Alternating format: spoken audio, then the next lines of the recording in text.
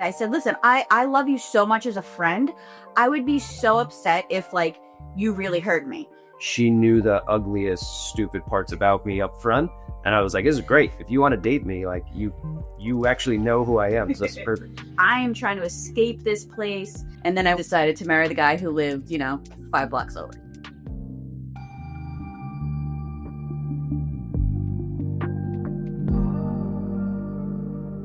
Welcome back to another episode of Let's Talk Relationships.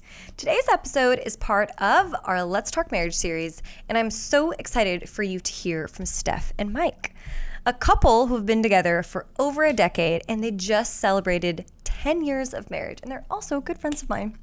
Their story is pretty special. So they started off as childhood friends, and over time, their connection grew into something deeper. But the transition was not seamless. Steph was initially hesitant about shifting the dynamic. So in this conversation, she opens up about what held her back and what ultimately gave her the clarity and peace to move forward. We talk about how they navigated early stages of marriage, how they kept their communication strong, and what they learned and how they learned to honor their individuality while building a shared life. They also share how their faith shaped their relationship, what parenthood has taught them, and how they stay grounded in each other through it all. So, whether you're single, you're dating, or you're in a long partnership, I think you'll really appreciate the wisdom and intentionality they bring to the table. So let's get into it. Hey, Steph and Mike. So excited to have you on today. Hi. Hey. Happy to be here. Yay. Okay, so we're starting off every single episode in our marriage series, Let's Talk Marriage, asking everyone how long they've been together and how many years they've been married. Been together about 12 years and married. We just hit our 10-year anniversary. Ooh. Yeah. Really? When was that? May. In May. May 16th. I was like just I'll just give you the month. We'll just cover it, He's like looking for reinforcement. He's like, May? May. Right? I love that. I love that. So I am just so thankful to have you guys both on today. Steph, I know you and I have had a few conversations kind of about, kids and marriage and all of that. So I've got to hear you guys' story.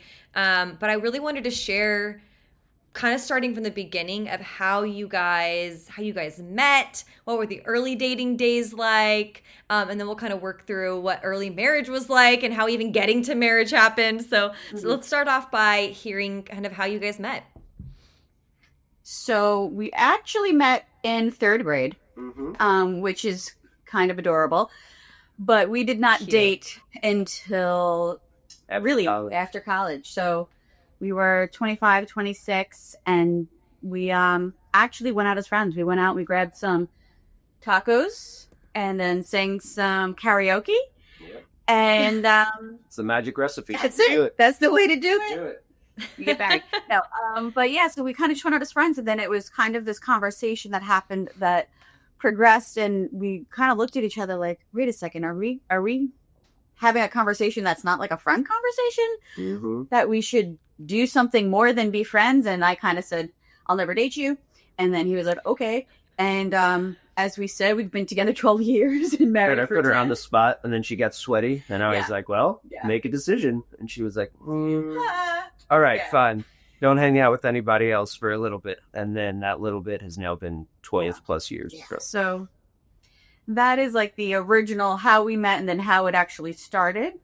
But I think that when we started dating, it was just kind of like our friendship kind of just evolved, which I think was really nice, having that base of all those years of not being able to kind of like, there's like no games to kind of play when you know somebody for all that time and you've been friends.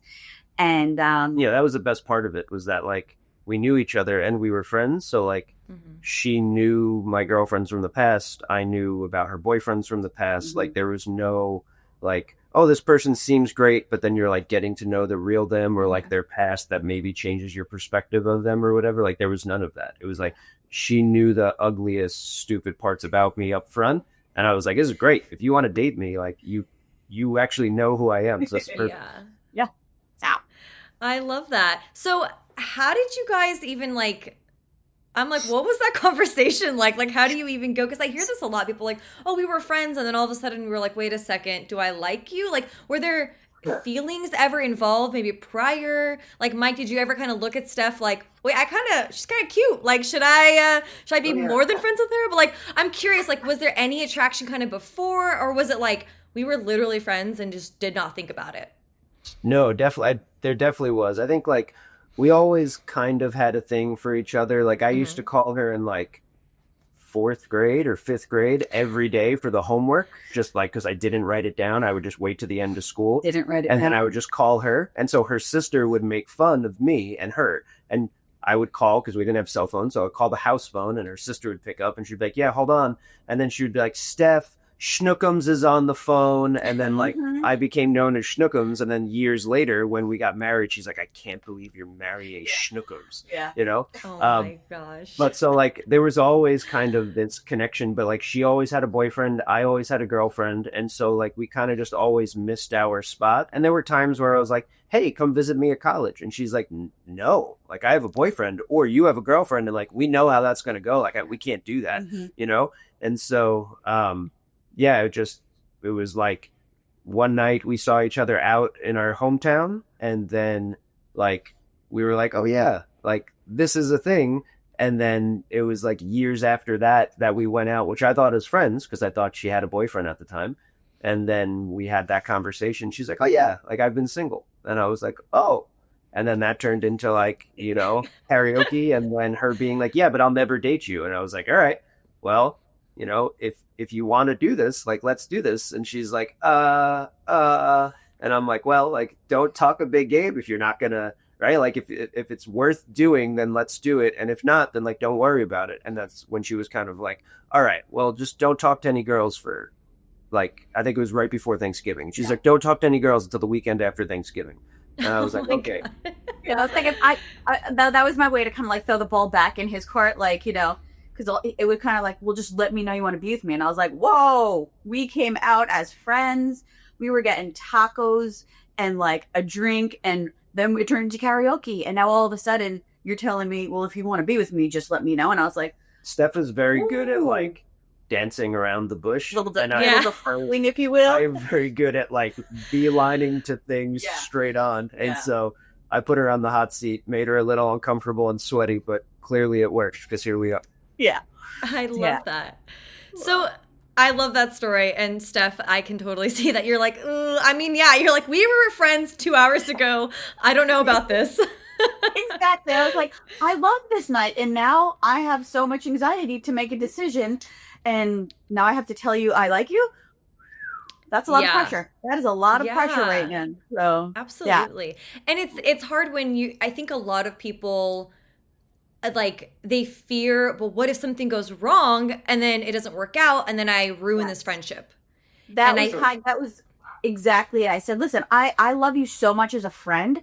I would be so upset if like you really hurt me. And that was kind of my thing because I said, like, we've been friends. I've seen you date. You've seen me date. Like, we know everything. I don't want you to hurt me because I love you so much as a person. And he said, okay, well, just basically tell me you like me. And I was like, well, that's a lot of pressure. And then I said, all right, well, let's talk Sunday. I believe what I told her was, tell me that you don't want me to be with anybody else except you, and I won't be. I didn't say tell me you like me. I just, you know, she was talking this like, you know, trying to have this word kung fu. And I was like, if we're going to do it, like, we both know each other's past already. Like, let's stop playing games. Either it's worth doing or it's not worth doing. And if it's not worth doing, that's cool. But if it's worth doing, like, there's no reason to like dance around it. Like, let's do it if we're going to do it.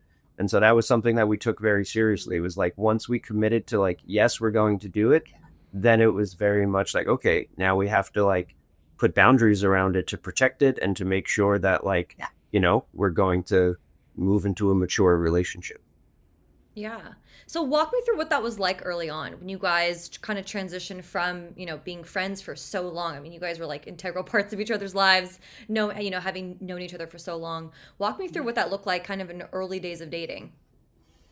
Yeah. So I think that in the beginning, it was really interesting because, like we said, there was no game. So it was kind of like, oh, hey, X, Y, and Z friend. And we both would be like, oh, that's not really a friend. We know that little bit of that backstory that you've told me or whatever the case is. And it was like, okay, very quickly, we kind of went through like the phones, social media, like who do we have to delete that we have had any like interaction with that was more than just like, we're friends, you know, like, so I think right there is the beginning of like creating our boundaries and creating kind of what would eventually be like our sacred like place.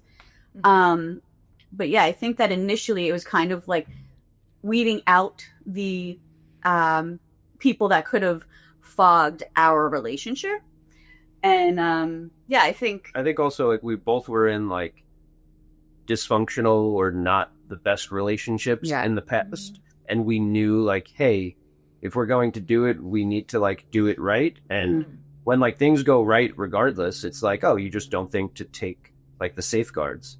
But when you've been hurt in the past or when things have gone wrong or when like, you know, you see what could happen, then once you get the opportunity again, it's like it means more. And so I think then it was like, okay, well, like let's go through each other's phone, and anybody that's ever not been, you know, more than a friend, like they're gone.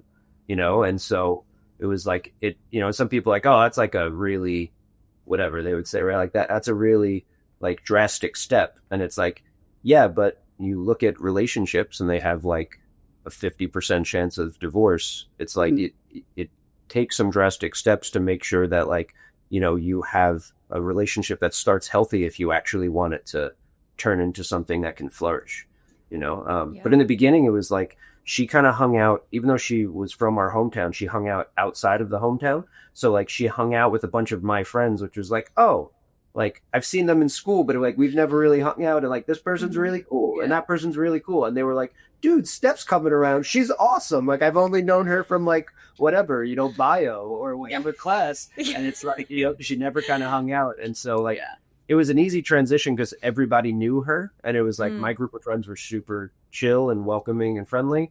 But then like very soon after we got together, we were hanging out at her place and we were like laying in bed, and I got a call from one of my good friends, and he was an executive in a startup coffee company in Brooklyn that was launching their San Francisco branch. And he was like, hey, how would you like to be like our warehouse manager / head of operations on our West Coast branch? And I'm like, dude, I have my bachelor's in finance. I have my master's in physical education. Like, he was like, trust me, like your personality type, you would be perfect at it. He's like, and you get free housing in San Francisco for 2 years and Steph can come and live with you.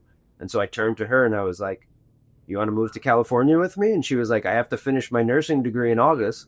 And that conversation was March. And then less than a month later, like 5 days before my birthday in April, I moved out here with a duffel bag to San Francisco. And then I was in San Francisco in a company house until August. And then August, she came out and lived with us. And then, you know, we got engaged, got married, had kids out here, and like the rest is history. Yeah. Wow. So how long was it in between, so I can kind of put the timeline together, when you guys started dating and then you moved to San Francisco?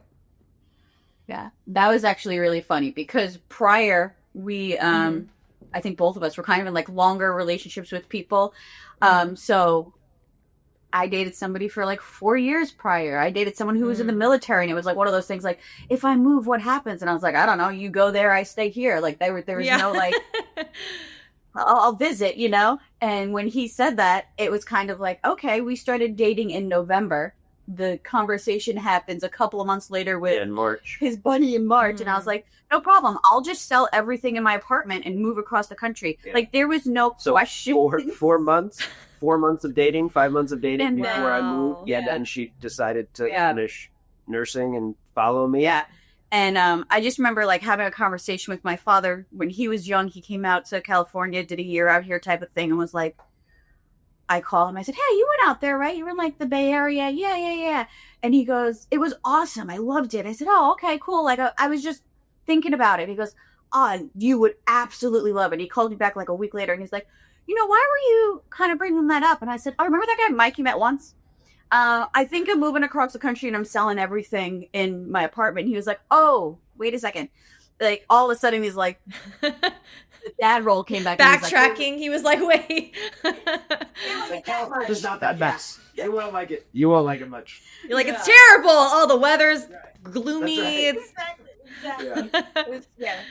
Yeah, so that was kind of funny. But yeah, within months, I think it was one of those things where I know people say like, when you know, but it really was kind of one of those things of there was just like security, I think, between us, and like there's also a super deep, like, people are like, oh, it's crazy, you know, whatever, 4 months and you guys moved to another state across the country 3,000 miles away. And it's like, but you have to remember, like, we knew each other since 3rd grade, so there was no like, who really is this person, like, can I actually trust them?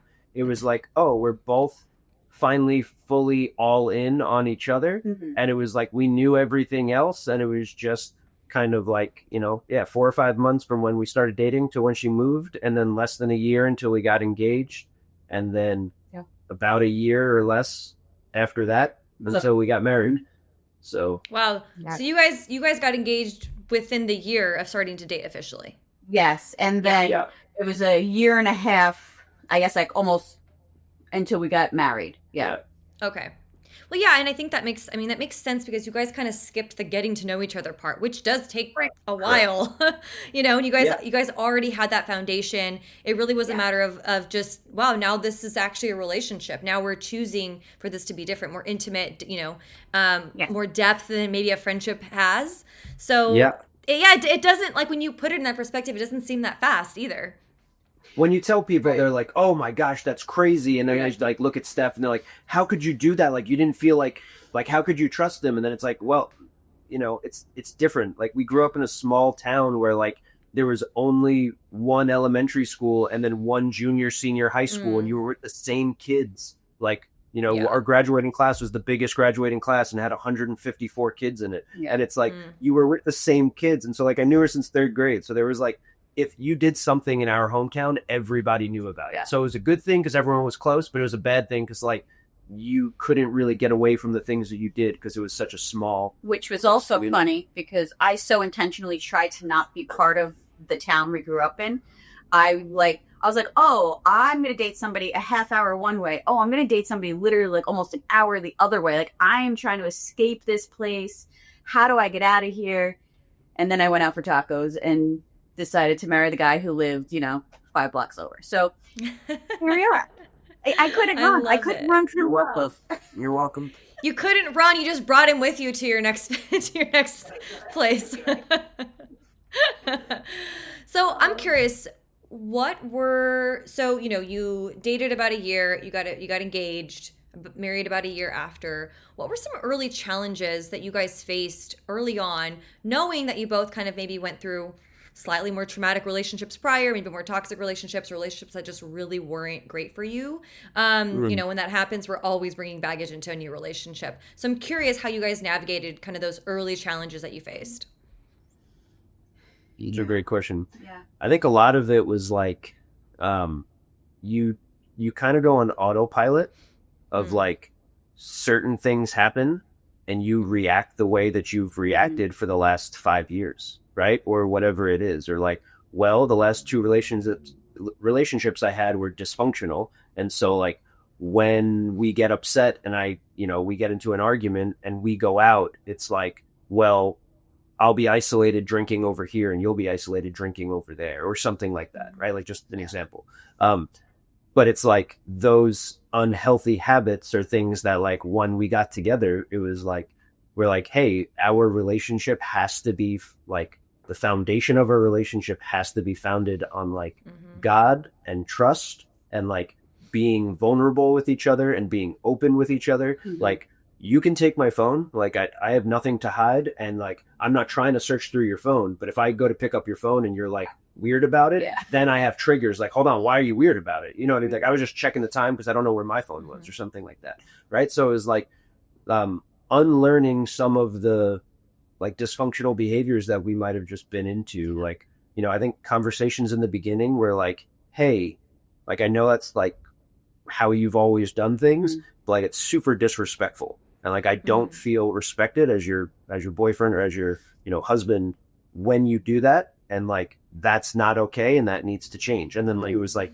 the next morning we talk about it and you're like, oh yeah, like totally right. And like some of those things, like that mistake happened once, right? Because it was like the person that, whether it was her doing it or me doing it, the other one would point it out. And once we recognize it, it's like, oh yeah, we don't want to be that way either. You know what I mean? Like we're not trying to be that way. Like that was just like I slipped into an old habit, and like, thank you for pointing it out. And then it was just like, you know, just eradicating like things that were just harmful, you know? Yeah.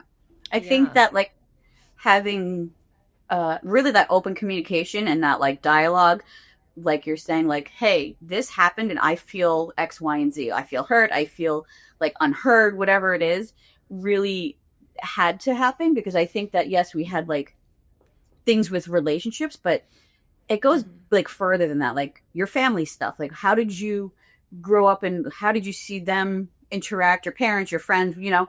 And I think that there was a lot of times, kind of like he said, he's very direct, and I'm not always so direct because I don't want to have an argument. I don't want to say something that's not kind. Like there was things like that where I had to learn that I can't just shut down and say like, oh, we're just not talking about this, but instead be like, I just need a little bit of time to process it, and then let's get back together and have this conversation, because you're actually not wrong, but my initial reaction is like, well, who are you to tell me I can't do X, Y, and Z? Or who are, you know, oh, I can't do that. Why? Watch me. But that's not how it should be.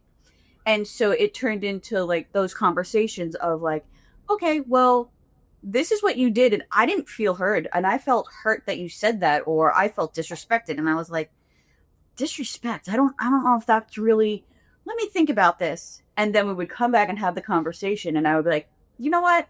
Yeah. I'm sorry that I made you feel that way. Like that was really not my intention. And like, I think that those like initial conversations really helped to build to like, now I can say I need a minute, and it's actually like a minute, compared to like, I need a minute, I'll talk to you tomorrow. Or even if the timeline was still the same, it was like what's the matter? And it was like, nothing. Like, I'm fine. Like, I'm good. And it's like, oh, okay. And then 3 days later, after the weekend was ruined because clearly she wasn't good, then it would be a fight.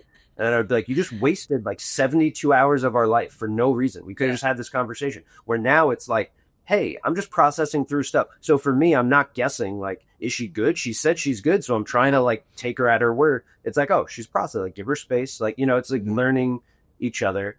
I think is one of the things. It's also like you go from single, where you can be super selfish, to then married, where like you're now living for someone else, and it's the next stepping stone in the stage of like becoming selfless, of like selfless love, because the stage after that is having kids, where like you're completely not, like they don't care at all if you're sick, if you went out drinking the night before, like they care nothing. Correct. Right? So like nothing. You need to do the things you need to do.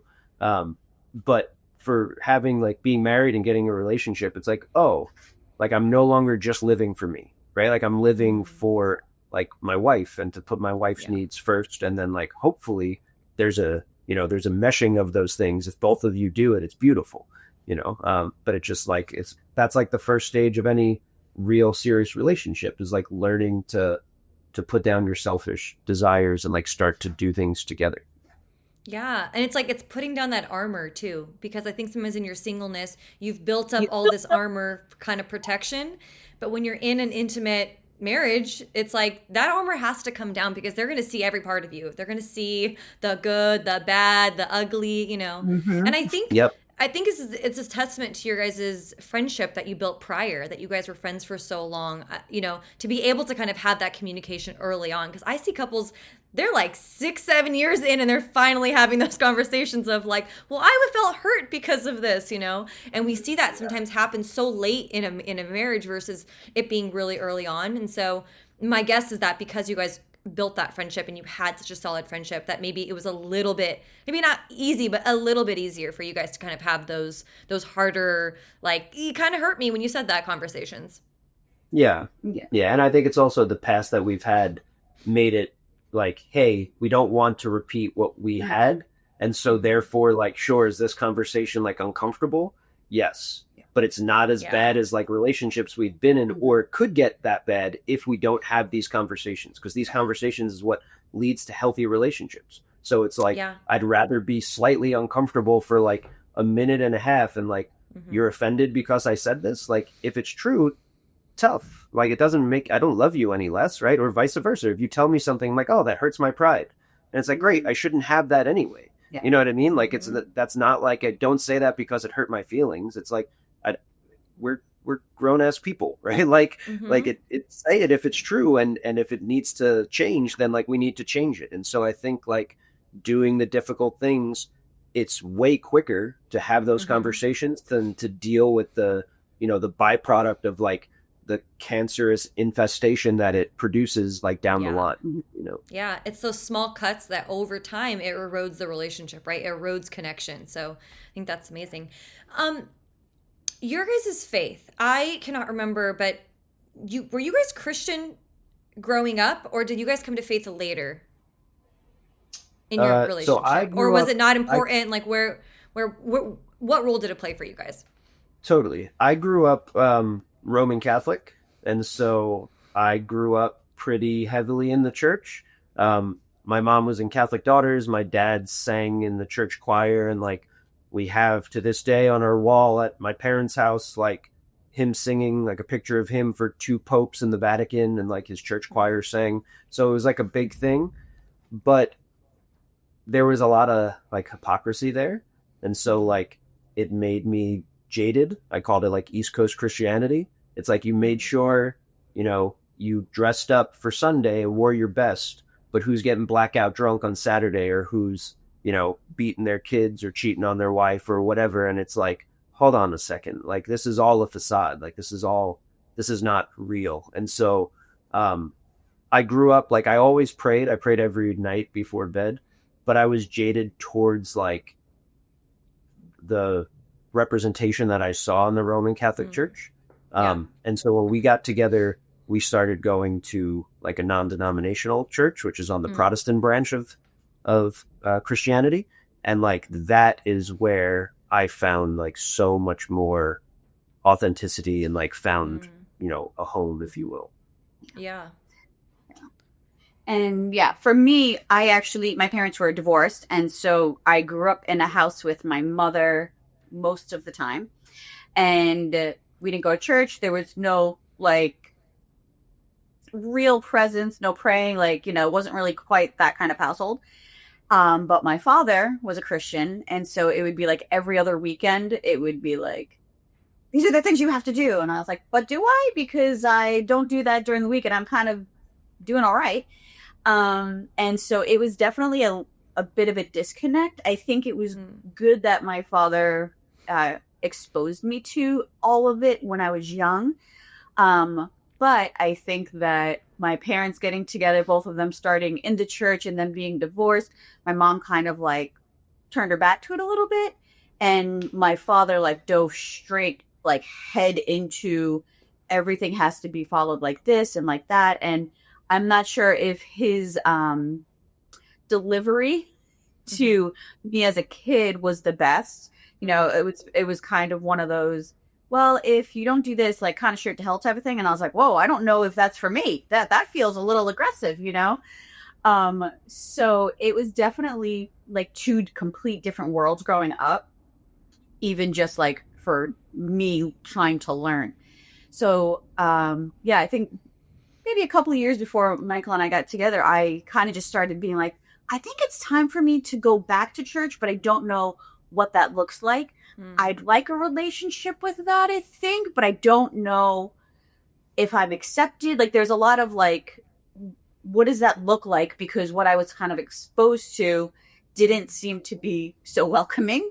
But then, when we actually got together, I think that's when our faith like really started to be like real, like like individually, like with a little deeper, on our one-to-one. But then also I think us getting together and then kind of growing in that, I think really helped to, in a good way, like sharpen each other. Like, hey, if we're doing this, like we should do it the right way. And if we're going to church now, and like if we're trying to read the Bible and all of these things, I think there was something kind of nice about almost like doing it, I don't want to say together, but kind of like totally having being on the journey together. Both of us had like that kind of like different background, but also a little bit again on that dysfunctional, right? Like, so And I do want to say, like, for me, that was just my experience with like Roman Catholicism. Mm-hmm. But like, I always say that like different types of, Christianity is like different foods. Like Mm-hmm. if you're Lutheran or Episcopalian or Greek Orthodox or Roman Catholic or non-denominational, like it's like sushi or Thai food or barbecue. Not everybody likes sushi. It doesn't mean that sushi's bad, right? It just means that sushi's not for you, and that's okay. If like the nutrients that you're getting is Jesus, then that's where you should be. And so like I'm not saying that like Roman Catholicism can't provide like an experience of knowing Jesus as a person, right? Like that's Yeah. it. Just my experience was that it was much harder to connect because of my environment. And so like I felt that I was able to have a real relationship with Jesus more on the Protestant side of things. But I always want to like put that caveat out there that like where you find Jesus in the denominations is where you should be. I don't think that it's like, Protestant's the only way. Like if you have a flourishing relationship and you're a Greek Orthodox, then like awesome, keep being Greek Orthodox, right? Yeah, no, I appreciate you saying that because yeah, I've been to a Catholic church and I'm like, this is beautiful. It kind of gets a bad rap in many ways, but so I appreciate you saying that. How do you feel like it shaped your guys' marriage early on, like kind of building that together? It was the foundation for you guys. Like, how did it shape your guys' marriage? I mean, completely. Like our entire life is solely based around Jesus. Like, Mm-hmm. like we have a marriage based on a Christian marriage. We raise our kids based on like raising Christian children. We have a Christian household. Like, we are we love everybody, but we are unapologetically Christian, right? Like we love Jesus. We have a great relationship with him and with our church community and our church family. Yeah. And so like in the early stages, it was like, trying to figure it out. Yeah. And that was like figuring out praying and like individually, but then praying together as a couple and being like, man, it's a little uncomfortable to like say out loud the insecurities I have. But then like what that does is it brings you guys so much closer because like the person that you're allowing in behind the curtain to like your intimate, deep prayers to God is the one that now has the ammunition to like hurt you the most because they know you're like really insecure, deepest, darkest things. But they're also the ones that like, can love you the deepest because when they love you, oh, they actually know me. Like a lot of people, they might love you, but you would like, yeah, but if you knew the real me, like you would not love me like that. Like there's so much crap that you don't know about me, right? Like I'm not who you think I am kind of thing. But with like an authentic relationship, it's like she knows that. And so when she loves me, like it feels even more because I've let her in, and so just like with everything, with our kids, with, some of the, when you first start, it's like, yeah, we should read the Bible and we should pray together. But some of like our first memories of like what the love of Jesus is was our church community. When we first had our first daughter, Emery, our church community, who was one of the leaders who was leading what's called a community group, it was called CG at the time. They literally were like, drop Emery off to us and both of you guys go to work and you're not paying us $1.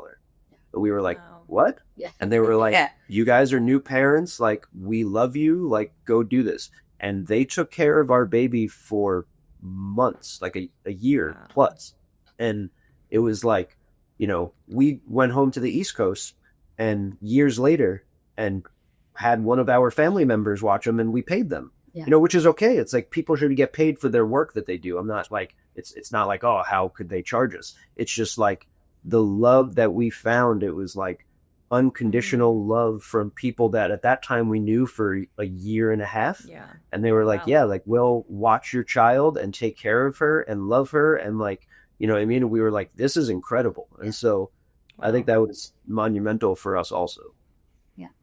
Yeah. And I think that, yes, that community was amazing and all of that. But I also think that like for us in our relationship, for learning kind of what an actual Christian like marriage looks like, I think was challenging a little bit for us because I think that there's people tend to have context, right? So like in the Bible, it's like, just submit to your husband, that's it. So like, and you're like, no, there's more to that. There's a whole other verse actually after that makes sense why you're actually kind of like doing this together. It's not actually you. And I think that we all think like, oh, submit means like, oh yes, whatever you want.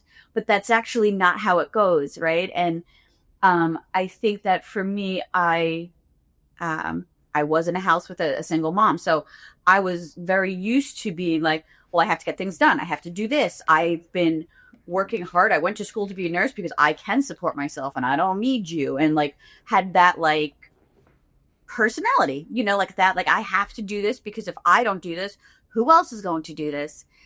And, you know, that very much was just who I was. And I think that learning that that's not exactly how it should be. Like we should be coming together. And when I'm struggling, I don't have to go into the bathroom and cry by myself. I can say, hey, yeah, this is what's going on. And I do feel frustrated and I do need to pray. And can you pray over me actually? And like, there was a lot of like, I think learning and growth there because, you know, my father ended up marrying someone else and having what appeared to be like a great Christian like marriage, but I wasn't in that house. I didn't grow up in their like everyday life. And just seeing different couples throughout your life, you're like, well, I like that. I want to take a little bit of this, you know? But I think that progression was really, for me personally, just being such a, like, I can do it myself person. Yeah, in the beginning, I think it's such a big shift because you go from, like, pride and having your identity in things other than Jesus. And then what happens is you're like, I'm a Christian, I'm going to try to do this. And like, it's the way that it happens is you get humbled, right? Humility is a massive part of Christianity. And so like, you know, Steph was like, I need to work and I'm a nurse and whatever. And she like prided herself on that. And then she moved here and there was like a 8-month process of her getting her license transferred over from New York to California. So for 8 months, like her identity crumbled. She was no longer a nurse. She was no longer someone who like provided and made money. She was like trying to do like cleaning jobs and these things here and there when she could. And she was like apologetic. And I was like, your value to me is not in the money that you bring in.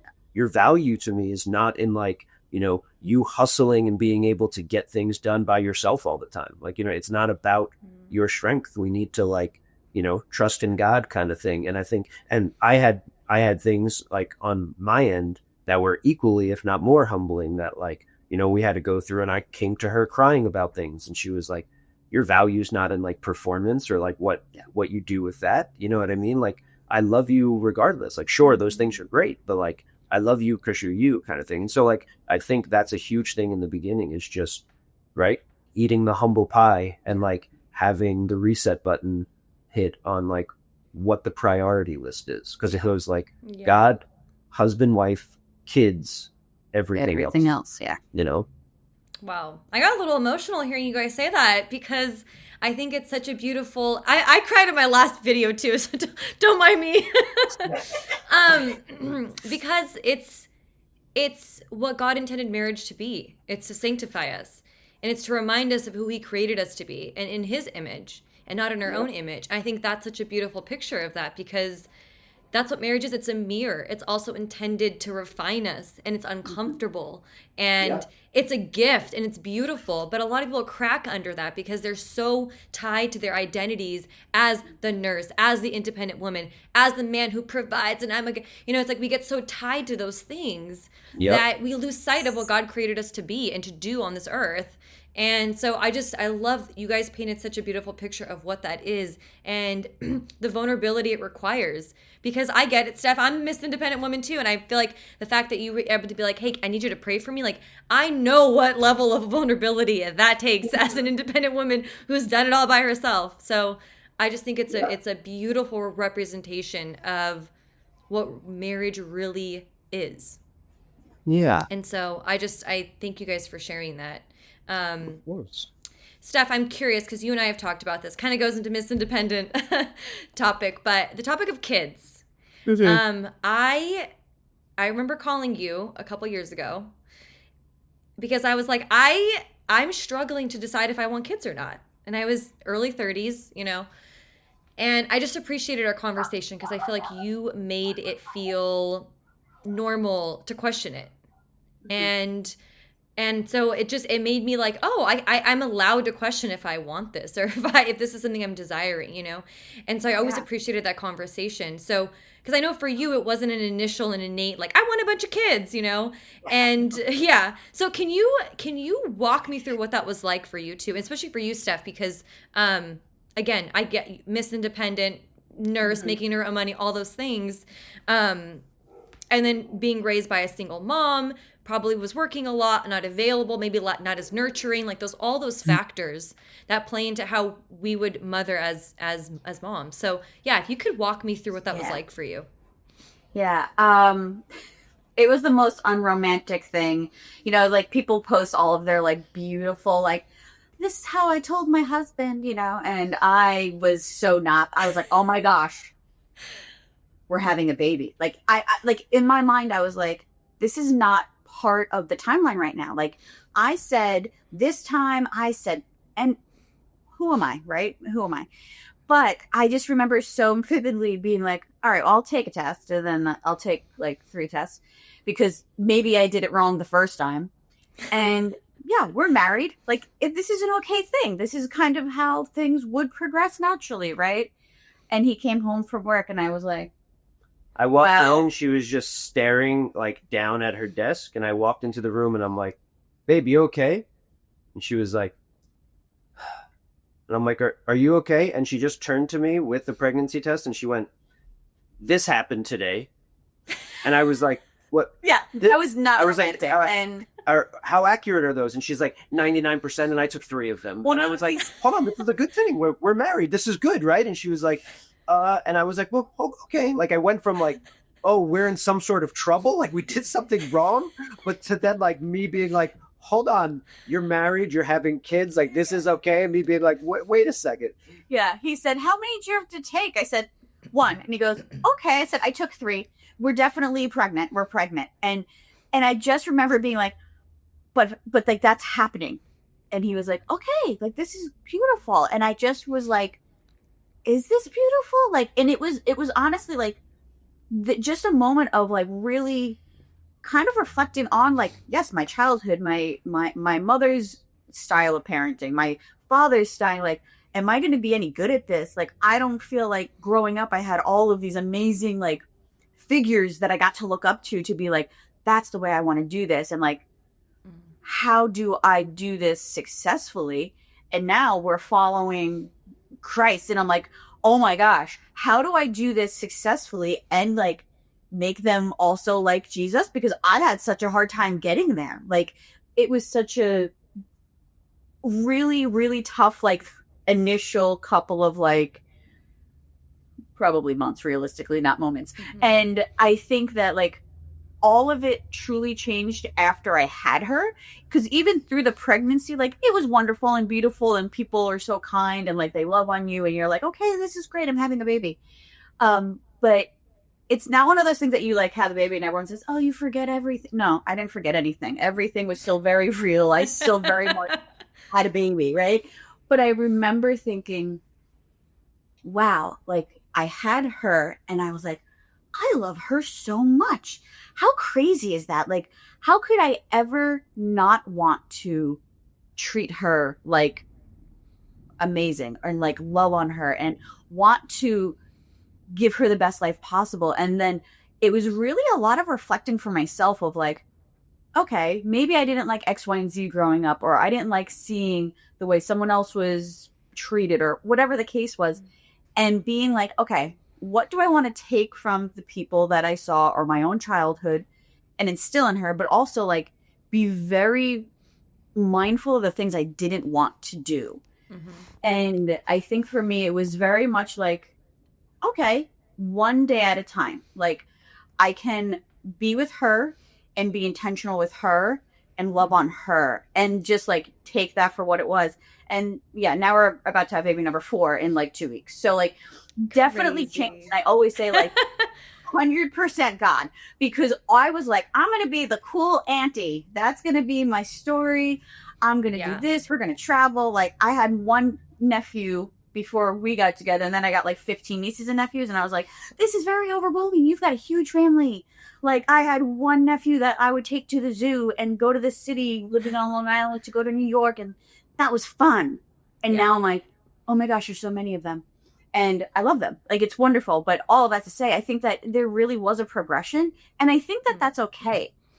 And I think that sometimes people feel so stressed about it, and it's like, well, if I don't have a baby, like, did I like live my life to its fullest potential? Or like, if I do, am I going to mess everything up? Like, I don't think that there's like a clear right or wrong answer. I think you just have to, if it happens, there you go. There's your gift. And yeah, I think that just for me, it was very much like, okay, I can do this, and I can do this well because I care so much and I want to love this baby. And I think what's interesting is how like we know like how much God loves us, right? Mm-hmm. Or we don't know how much God loves us because we love our kids now, right? And I'm like, I would do anything for you. And then I'm like, that's crazy. And when I step back, I'm like, God loves me so much more. God loves you so much more. Like, that's insane to me because I would do anything in my like human physicality, my like mental capacity, my love for you.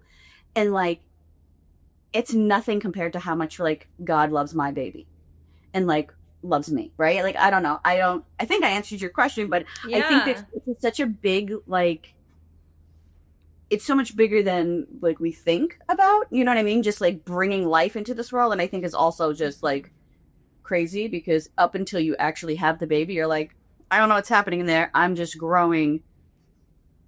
Period. I'm just growing, right? Like, I'm just around. And then like you have a human and you're like, how did that happen? How did God's good, man, you know? Yeah.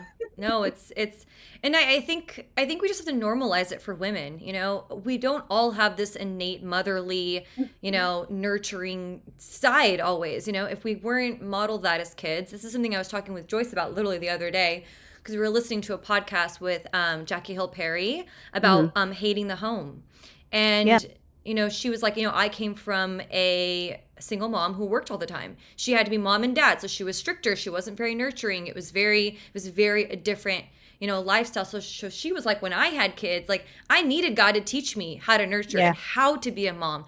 And so she's like, we need to stop expecting women to just feel like they should know and have these we have some innate abilities, yes, as women, but it's not always as obvious, right? And I think some of that needs to be nurtured and needs to be grown with time as we have kids. And I think that was a big part for me of you know, I've come around to like, I would like one or two, you know, but I was really struggling with that for a season in life of just, I never asked myself if I actually wanted kids. I just was like, I assumed because I'm a woman, I would have them. And I think in questioning that, it was a reminder to me that like, oh yeah, like I probably don't want them because I didn't have necessarily the best experience of being mothered. Mm-hmm. And so then how could I want them? Like I don't have the desire. I don't see children and I'm like, oh my God, so, you know, like I love my nephews, Joyce's kids, like they're adorable. But so that's why I appreciated that conversation and just even your take on it. Like it doesn't always come with like, yay, I'm pregnant. Sometimes it's like, oh my God, do I want this? Like, what am I going to do? How am I going to do this? Like, and I think that's okay. And I just want to normalize that for a lot of women so they don't feel guilty. There shouldn't be guilt in that because it's a huge thing. You literally get a human and then they're like, goodbye, good luck. See you later. You're like, I have to sign so much paperwork to get a puppy. I literally just had a baby and you're just sending me home. You're like, you have a car seat, right? Go ahead. What? Yeah. There's no instructions, like literally. Then you have to call people, and just like you're saying, like if you didn't have that experience or that like mother who's like really warm and like you're like, what do I do? And I actually did see Jackie Hill Perry's thing the other day, and I thought, wow, I can relate to this. Where it was, you know, how do I do this, and how do I do it well? Mm-hmm. And then, you know, we kind of joke around because I'm not very like emotional. I'm definitely more like here and be nice.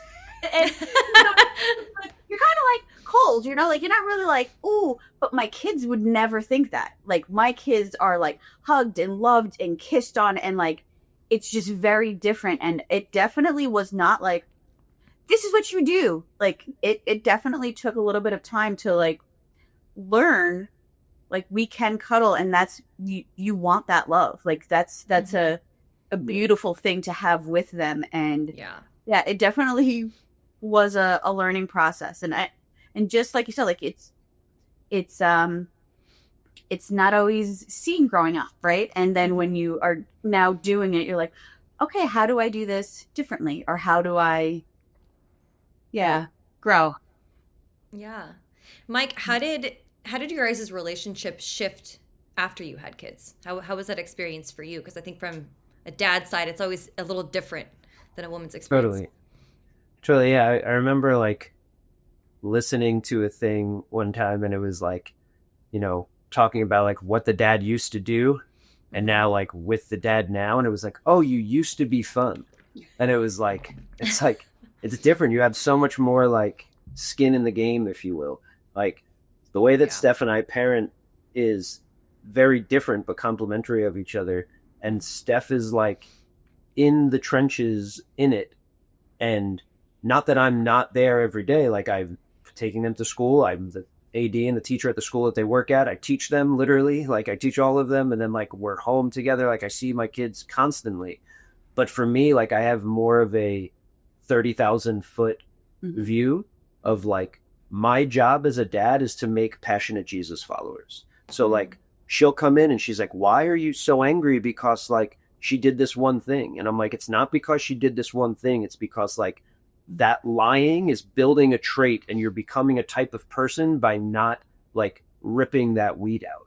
So for me, it's like, I love my kids being kids, but I'm more concerned about like the men and women that they're growing into and who they're going to become. And like, for me, I can only do so much. I'm a human, but like my job as like an earthly father is to shape them to be like a certain caliber and type of person to set them up best for success. So for me, like I'm a lot more forward thinking constantly. So little things that might not be a big deal for her are a big deal for me because they're like, they're character traits kind of thing, And it's like, yeah, if you do that, if you just stop, if you just quit because like 3 siblings are playing together and then one sibling's like, it's fine, I just don't want to do it anymore, and then just goes off. It's like, no, get back in there, because you don't give up when things get rough. You know what I mean? Like you don't just say like, oh, I don't get my way, so therefore I'm going to isolate myself. Like that's not a trait that we're going to foster in this house. You know what I mean? So for me, it's like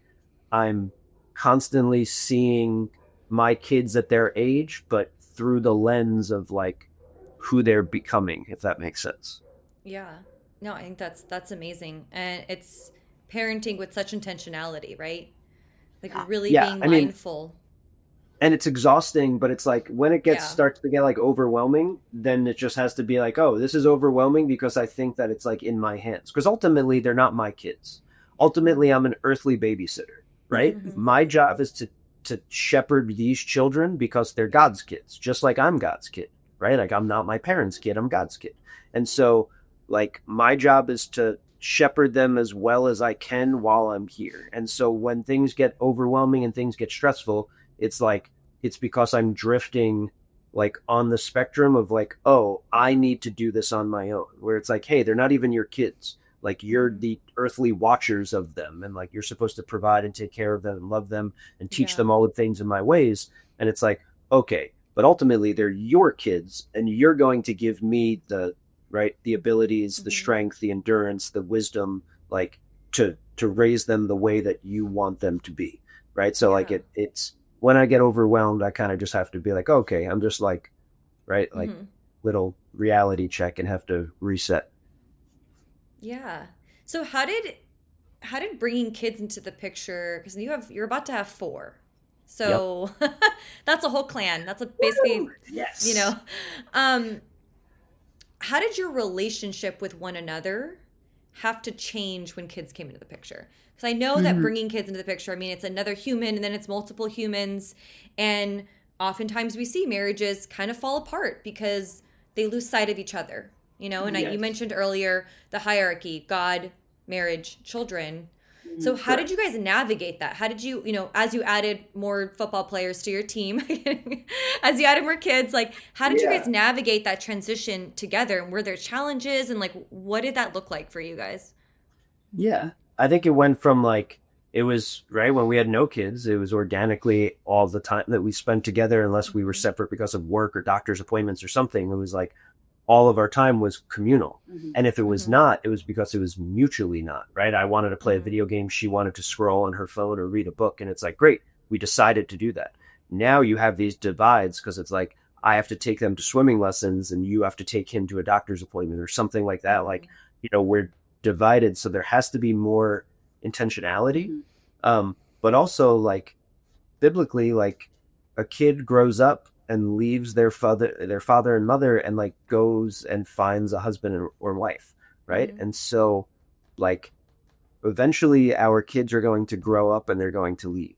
And like, I'm in no rush with that. I love my children, but like, I think that there's danger in having relationships where you make kids everything, because then what happens is when the kids go away and you have an empty nest, now you have two strangers that are like 30 years in or 25 years in that like barely really know each other anymore. And the things that you knew about each other was like, 24 years ago. Like I'm not that same person. So like, I think it is important that's like, like I said, I'm more direct and Steph is sometimes often nicer.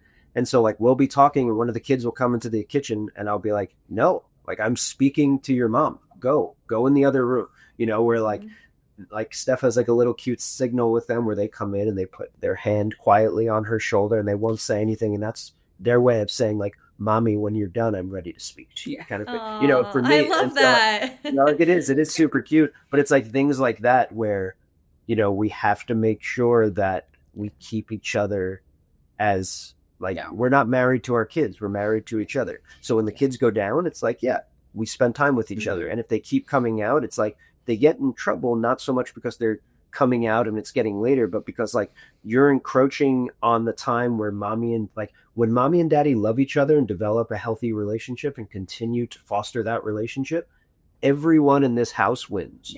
We're better parents. We're better humans. You know what I mean? Like you guys have a better life. And if like, if this is not well, then like our parenting and everything's not going to be well, so like it has to start with healthy relationship here. Yeah. I think that two things that we have done very like intentionally is, especially when babies are little and they're just up and they're crying and whatever, it's like someone's tired all the time. And I think that once the baby's like basically old enough, we've kind of been really good at saying like, okay, hey, this Saturday you just sleep in, like, and that's okay. And that's not for everybody, but that's worked for us to be like, hey, take a little reset today. And like, I'm going to go outside. I'm going to take the kids to the park. I'm going to go grab bagels with the kids. Like something that it's just like, you can have a little quiet time and alone time before you have to be on.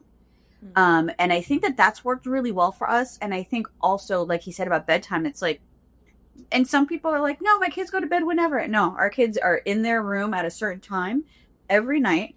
And now that they're getting a little bit older, okay, now you can go in your room and you can read and you can have more time, but you're in your room at that time. And we are then watching a movie that we wouldn't watch with the children, or we're sitting and talking, or we're doing like a late night dinner date. And like, that doesn't happen all the time, but it's nice that when we want to do that, the kids know they're in their room.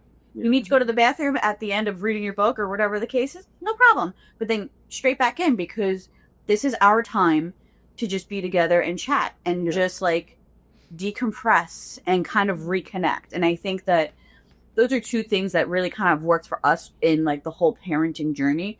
And again, I think it goes back to like communication, where it's like some days like I'm just tired. And he's like, go lay down. Like right now, I have 2 weeks from having a baby. And yesterday he was like, why don't you just lay down?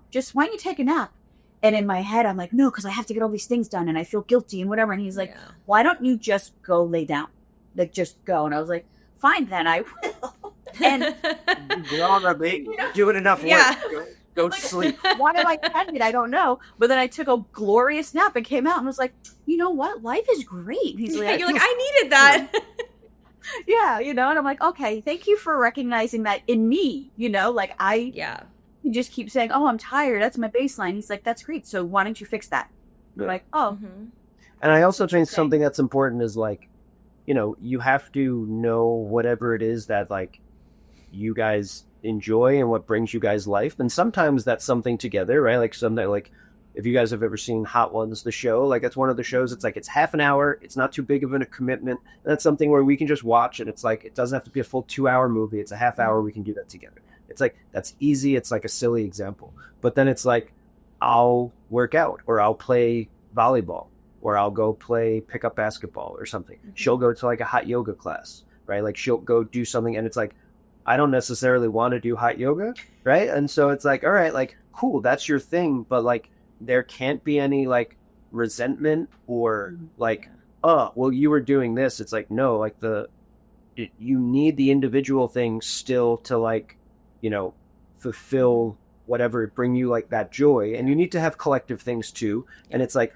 obviously things have to change, right? Like if your thing is like I want to race motorcycles, it's like sorry Tyler, but like as right as you have more and more kids, that becomes harder and harder. But if your thing is like, hey, I want to play video games, then when she says, hey babe, I'm really tired, it's like great, this is mutually helpful because like I can shut off my brain, I can relax a little bit by playing a video game, and you can go to bed at 8:30 at night after the kids are in bed, and like we both get a win. You know what I mean? So it's like kind of knowing each other's like what fills their cup, and then just like and then going from there. I love that. And kind of alternating and kind of it's to me that's a team, right? It's like when I'm tired, like it's Brene Brown always said this and I loved it. She's like marriage isn't 50-50. It's 100, but then if I'm only bringing 20 today, I'm gonna need you to bring 80. And if I can only bring 50, then you got to bring the other 50. Or if I'm down to 10, you got to pick up the slack, And that's such a beautiful depiction of partnership. It's like we're not always going to be 100 or 50-50. Sometimes you're growing a baby and you need a nap, And other times you're like, I'm overwhelmed. I've got too much, And so I think that's beautiful in being able to give each other what the other might need. And sometimes it's time together. Sometimes it's time apart. So So I'm going to finish with this. I would love for you guys to answer this. What is something that you guys wish that more people understood about long-term commitment in marriage that you see is maybe vastly misunderstood today? That love is a choice, not a feeling. Like your love for your partner is going to change, and in a good way. But the initial attraction, the initial like this is fun because it's a little mysterious and who knows where it's going, and like there's so like that's not going to stay because things are going to become familiar. But if you do things right, like the depth that you'll get is so much more than you could ever get in that honeymoon stage. And so if I loved my wife only when I felt like it and she loved me only when she felt like it, like we would be divorced. And like we live in a culture that says that's okay. If you don't like this model, just throw it out and get the new one. And like that's not how it works. Like what makes real relationships is persevering and loving through and laying down your life for your spouse, right? And like I will do what's for the benefit of her, even if it's at the detriment of me, And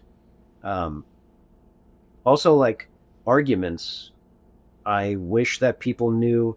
We have a thing that one of our pastors a while ago said that like when they got into an argument and they were heated and they like separated from each other because they needed space in the house or whatever, one of them would always come to the other, and all it would be is like they walk up to them and they give them a fist bump and they just say same team, right? And it's just reminder of like, hey, I'm not your enemy, right? Like we're upset with each other right now, but like marriage is meant to be like hand in hand where you're walking together towards a common goal.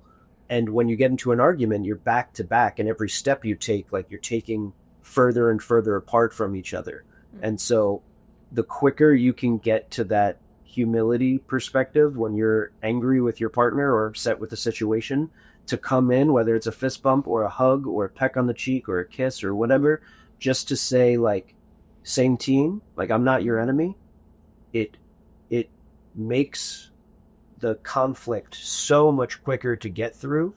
And sometimes like all it takes is that. And then from there, it's like a 20 minutes or a half an hour just for the person to kind of like get out of their funk. They go on a walk, they do whatever, and then come back in and be like, hey, sorry, like I just couldn't get out of that mood. And it's like, then you realize that you've been in that exact same spot like numerous times, and you have grace and you say no problem and you kiss them, and like, and then you're back on track. And like that saves days of like, you know, of arguments, days of like just pain and like, you know, stress that's not needed. So I think that's another huge one. Yeah. I think kind of to almost piggyback on the first thing that you said is the fact that like your first option shouldn't be, well, we can get divorced. Like that should not be like even a thought going into it. And I think that learning to love each other as you grow is really special. It's really important. And just like you said, like in 20 some odd years when our kids are all out of the house, we're not going to be the same people we are right now. But I'm also not the same person I was 10 years ago. So you've already had to learn to love me differently over these past 10 years. And from, you know, being single, then being in a relationship, and then being married, and then being a mother, and what all of that looks like. And I think that like knowing that it's a long-term thing and not a, oh, I can change this one in and swap it in like a car, is really important to know like, well, this wasn't like a test run and like now I'm gonna go on to the next one that is shinier or newer or younger or whatever. And it's like, no, how are we going to do this together? How are we going to live a healthy life long-term together, mentally, physically, spiritually, like, and do that as a team? I think that's really important. And I do think that sometimes people are like, well, you know, what's the worst thing that happens? You start again with someone else? And I'm like, no, let's not put that on the table. That shouldn't be like even an option, you know? And then I think the other thing, and we've talked about this too, is like the scoreboard thing. Don't do that. Don't keep score. And I think that in the beginning, it was so much easier to be like, he's doing this thing. It's really upsetting me. Or like, I've come to terms with like something so silly, and I say it all the time. It's just certain things that like he doesn't find that like are important necessarily, or like I don't find important. That it's not like we're doing it intentionally to be mean to one another. He's not like, oh, I'm going to make toast and not wipe your countertop. He wiped the countertop. He just didn't do it the way I want you to wipe the countertop. And that's him not trying to get at me. That's me saying, okay, I know that I have a little bit of an OCD with cleaning. So really, that's an on me thing, not my husband's trying to be like, I hate you on a Saturday morning and I'm throwing breadcrumbs all over the kitchen. Like, that's not the case.